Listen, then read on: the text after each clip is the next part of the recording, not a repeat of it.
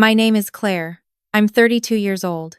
And 4 weeks ago, my mother invited me to Thanksgiving dinner just to hand me a pen and tell me to sign away the only thing my grandfather ever left me in front of 41 people who were supposed to be my family.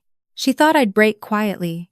She thought I'd fold the way I always had, smile the way she'd trained me to smile, and make it easy for everyone. She was wrong, but I'm getting ahead of myself. Let me take you back 6 weeks, to the afternoon I got the phone call that started everything. I was in the middle of editing a wedding shoot when my phone rang. My mother's name on the screen. That alone was strange. My mother didn't call. She sent texts, short and transactional, like memos from a manager who tolerated my existence but didn't enjoy it. An actual phone call meant she wanted something she couldn't ask in writing. I almost let it go to voicemail. I didn't. Claire.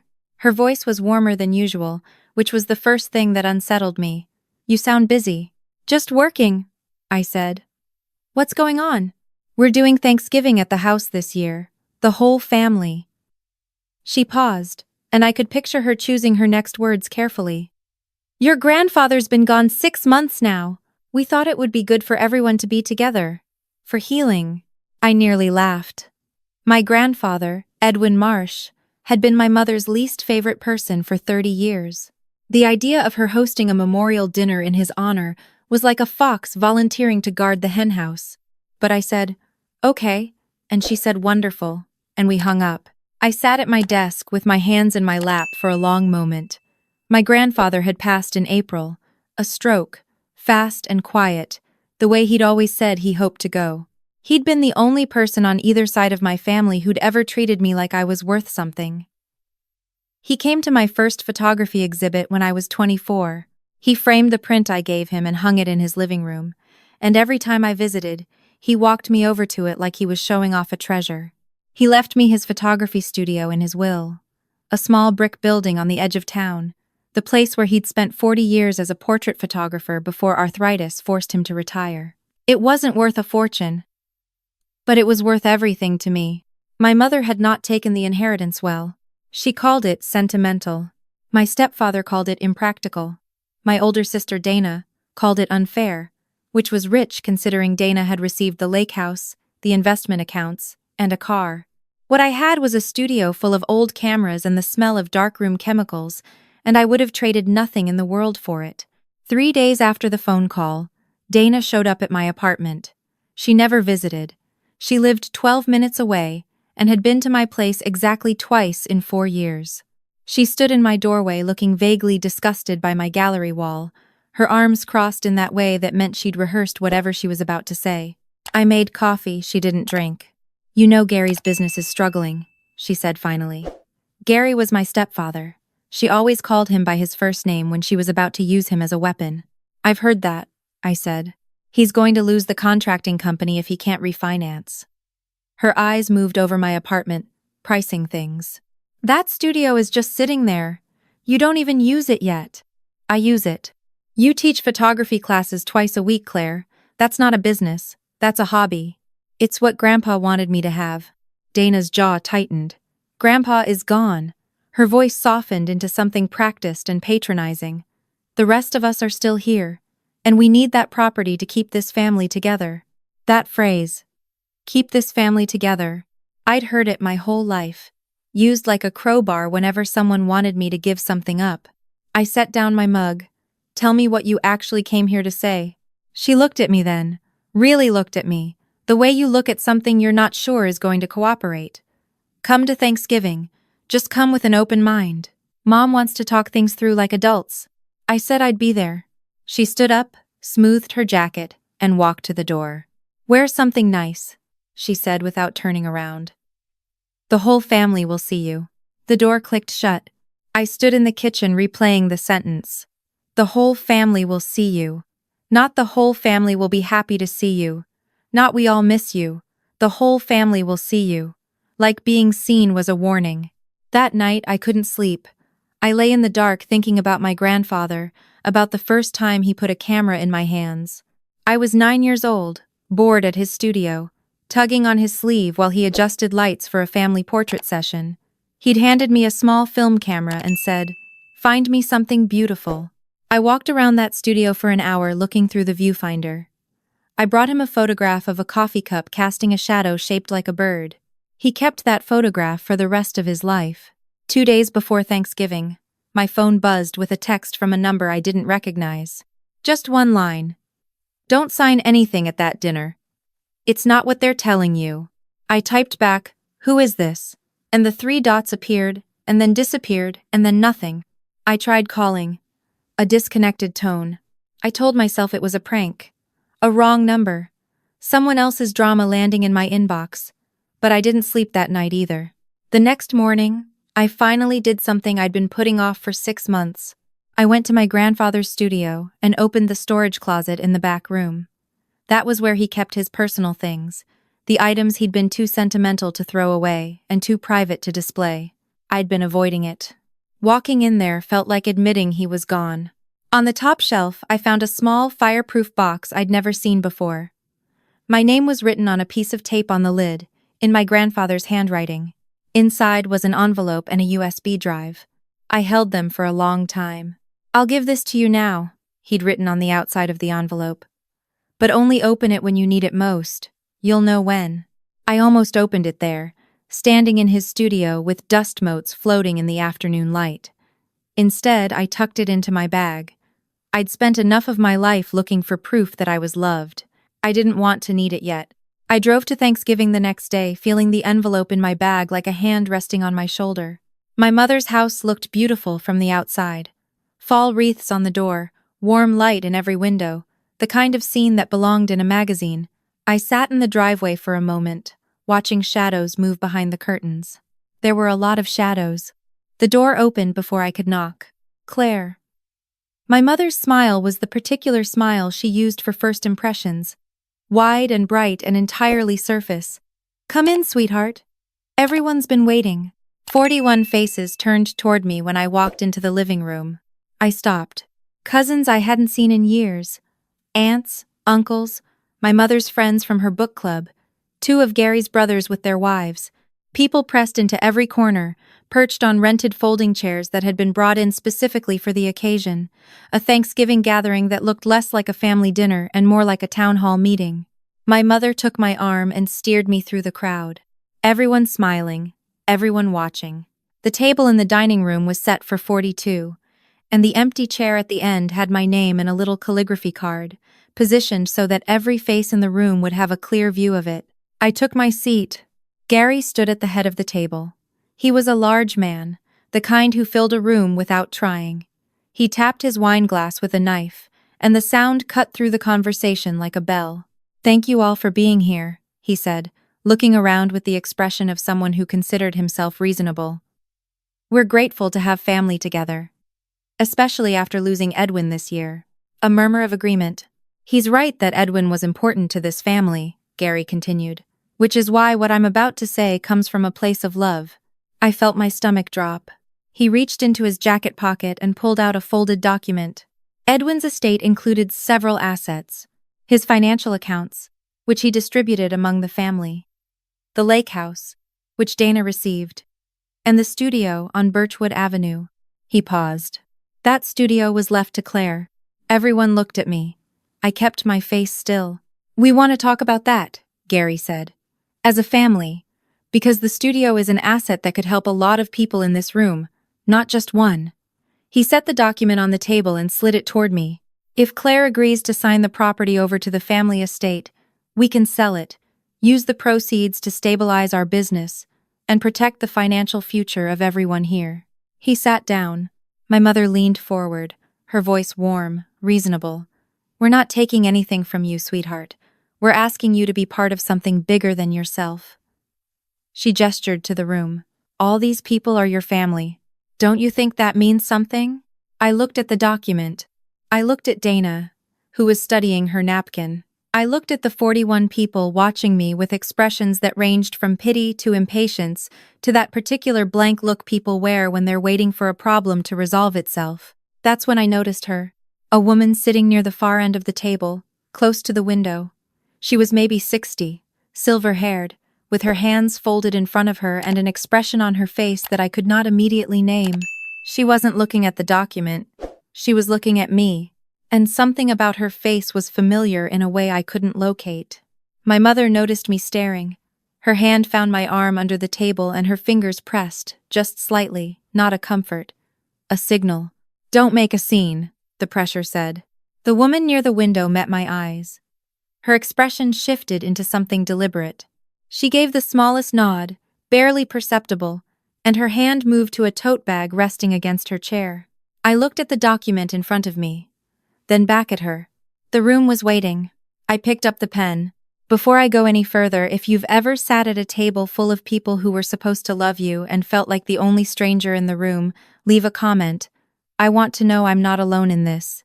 The pen was in my hand. My mother's fingers were still on my arm. Gary was watching me with the patience of a man who was certain of the outcome.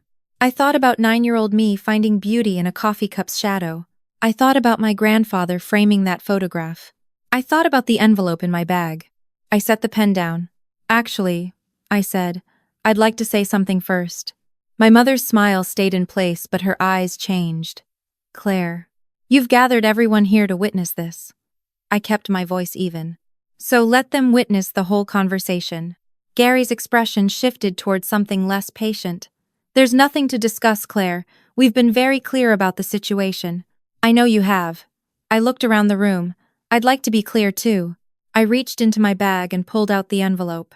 My mother's hand tightened on my arm. "Before my grandfather passed," I said, "he left me something in his studio. I found it 2 days ago." I held up the envelope. "He told me to open it when I needed it most." I could hear the room breathing. "I think this is that moment." My mother's voice was quiet and sharp. "This isn't appropriate, Claire. We're in the middle of a family discussion. Then a family can hear a family letter." I opened the envelope. My grandfather's handwriting was small and precise, the handwriting of a man who measured things carefully.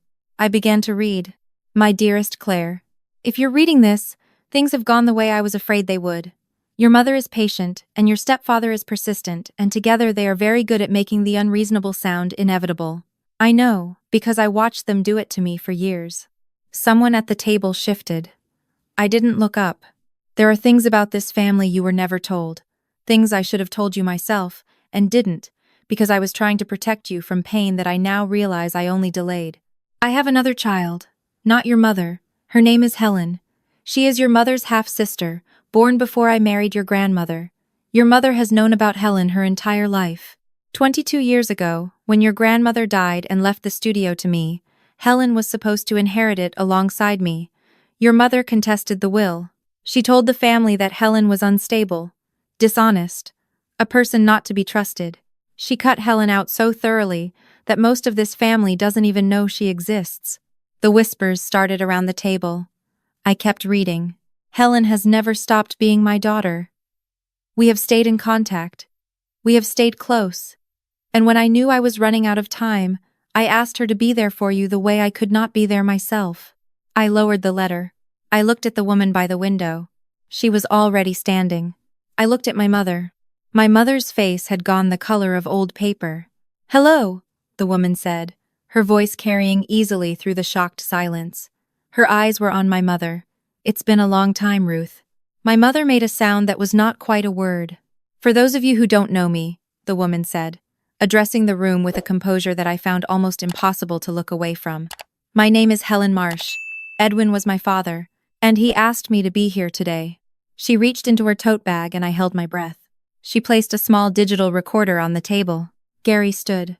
"Whatever that is," he started. "It's a conversation," Helen said simply. "Between you and my father, recorded in his home, with his knowledge and consent, 6 weeks before he died." She pressed play. My grandfather's voice filled the room. I haven't heard that voice in 6 months. It moved through me like something physical, like warmth and grief arriving at the same time. "Gary," his voice said, "I want to make sure I'm understanding you correctly. You want me to change my will so that the studio goes into the family estate instead of directly to Claire." Gary's recorded voice. "Edwin. It's just the most practical arrangement for everyone. My grandfather." "And if I don't?" A pause. Then Gary. Then Ruth and I will have to take legal steps to challenge the bequest on the grounds that Claire has shown patterns of financial irresponsibility. We have documentation. My grandfather. What documentation? Gary. We'll find what we need. Silence on the recording. Then my grandfather's voice again. Quiet and steady. I see. Helen stopped the playback. The room was very still. There's 14 more minutes, she said, including the part where my father asks your mother directly whether any of this documentation exists, and she says, and I'm quoting, "We'll make it convincing." I watched Gary. He had sat back down.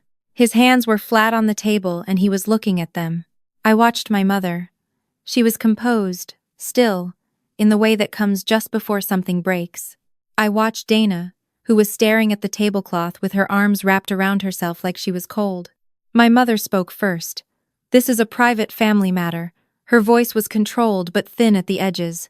Helen, whatever grievance you think you have. I don't have a grievance, Helen said. I have a letter from our father, a recorded conversation, and a property deed with Claire's name on it. She looked around the room. I also have the number for the county probate office if anyone would like to take this further. Uncle Dennis, my mother's brother, leaned forward. Ruth, is this true? About Helen? Lies travel light, my mother said. Old lies especially. There is a recording, Uncle Dennis said. It was taken without consent. Single-party consent in this state, Helen said. Dad was in his own home. It's legal. My cousin Jess spoke up from the far end of the table. Her voice was careful but clear. Aunt Ruth, did you really threaten to fabricate documentation?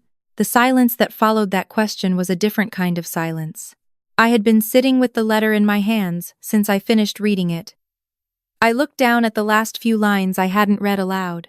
There is one more thing, my grandfather had written. The studio has a deed provision I added 6 months ago, with the help of my attorney. Any transfer of the property conducted under documented coercion is automatically void. Any challenge to the will by a party found to have acted in bad faith results in forfeiture of their own inheritance from my estate. I read those lines aloud. Gary went very still.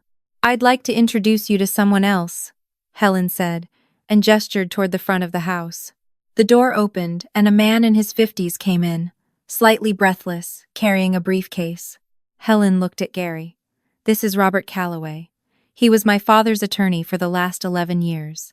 He has the original deed, the will, the provision documentation, and he's been sitting in his car outside for the last 45 minutes waiting for me to text him. Robert Calloway nodded at the room. He opened his briefcase.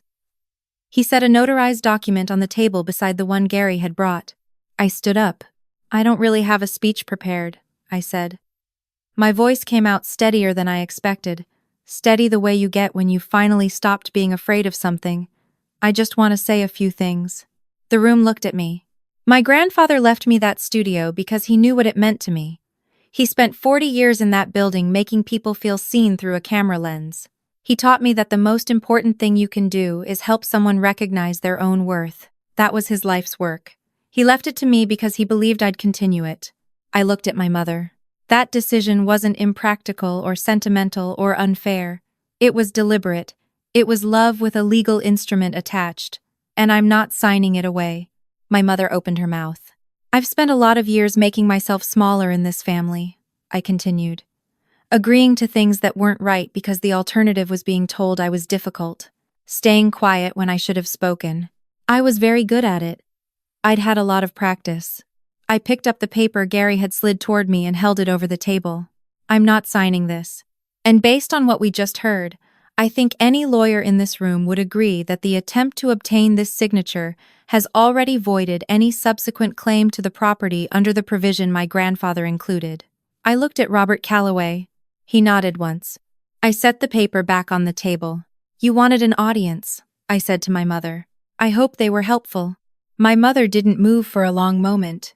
Then she stood, smoothing the front of her dress with both hands, and looked around the room with the expression of someone deciding which performance to try next. She chose dignified grievance. I hope everyone here can see how difficult this has been, she began, her voice measured and sorrowful. I only ever wanted what was best for this family. Ruth, Uncle Dennis said. His voice was not angry. It was tired in a way that comes from a long time of knowing something and refusing to say it. We heard the recording. She looked at him. We all heard it. Jess rose from her chair. My stepfather did the same. Across the table, other people were standing, gathering their things with the quiet, deliberate movements of people who have made a decision. This isn't... My mother started. Don't, Gary said quietly to her. Just don't. It was the first real thing I'd heard him say all evening. I turned toward the door. Helen fell into step beside me, her hand briefly touching my shoulder, and I felt the weight of everything she'd waited 20 years to do in that single contact. I had my hand on the front door when I heard footsteps behind me. I turned. Jess, her husband, two of my younger cousins. Jess looked at me with an expression that reminded me, powerfully and suddenly, of my grandfather's face, the same steady clarity in the eyes. Hey! She tucked her car keys into her pocket. Is there somewhere we can go? Get some actual food? I almost laughed. Yeah, there's a diner about 10 minutes from here. Her husband was already putting on his coat. Do they have pie? They have very good pie. We walked out into the cold air, 6 of us, and behind us I could hear voices rising inside the house, arguments beginning, the particular sound of a story falling apart, and everyone scrambling to agree on what it had really been about. I didn't turn around. That night, I sat in my car in the diner parking lot for a while after the others went in, just to be alone with the quiet. I called Helen. She picked up on the second ring. You okay? She said. Honestly? I thought about it. I don't know yet. I think I will be. She made a sound that wasn't quite a laugh. That's honest. Why didn't you reach out before? I asked. You could have called me any time. She was quiet for a moment.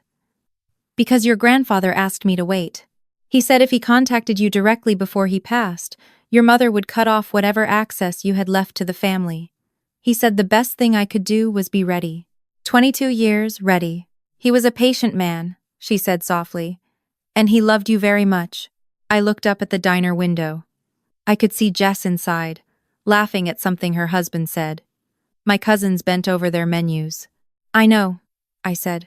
We sat with the phone quiet between us for a moment. I'll see you Thursday, she said. I was thinking I could come see the studio. I'd like that. I went inside and ate pie and stayed until the diner started stacking chairs. And it was past midnight when I finally got home. I changed out of my good clothes and sat on my bedroom floor with my grandfather's letter in my hands, reading it again from the beginning. The fallout moved fast. Jess called me 3 days later with updates. Uncle Dennis and his wife had confronted my mother about Helen the morning after Thanksgiving. 2 of Gary's brothers, who'd sat at that table as witnesses, told him they wouldn't be helping with the refinancing they'd been discussing before any of this.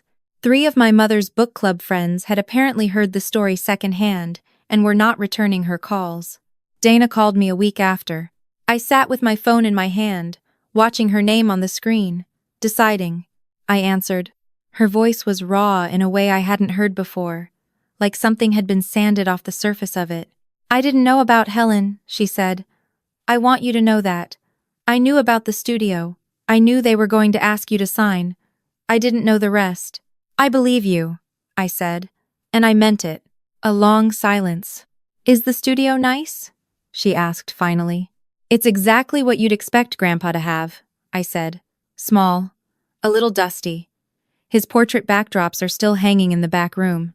Another silence. I could hear her breathing. I miss him too, she said, very quietly. I know. She didn't apologize. I didn't ask her to. Some things take longer than a phone call, but she didn't hang up for a while. And we talked about our grandfather, the way he laughed, the way he always smelled like coffee and fixer solution, the way he remembered every birthday without fail. We talked until we both ran out of things to say and the silence became almost comfortable. I'll see you at some point, she said when we finally hung up. Yeah, I said. At some point, Helen and I spent a Saturday in December opening every drawer and cabinet in the studio. She knew the building from visits she'd made as a child, before my mother had closed that door. She ran her hand along the edge of the developing table with an expression I recognized from my own face in mirrors. The particular look of people returning to places that hold them. This is where he taught me to develop film, she said. She held up a glass chemical bottle, turning it in the winter light coming through the high windows. He taught me here too, I said. She set the bottle down carefully. We found, in a flat drawer under the main counter, a contact sheet from what must have been the early 1970s. My grandfather, as a young man, laughing at something outside the frame. Two young women beside him, one clearly my grandmother. The other I didn't recognize until Helen touched the photograph gently with one fingertip. That's me on the right, she said. I was 7.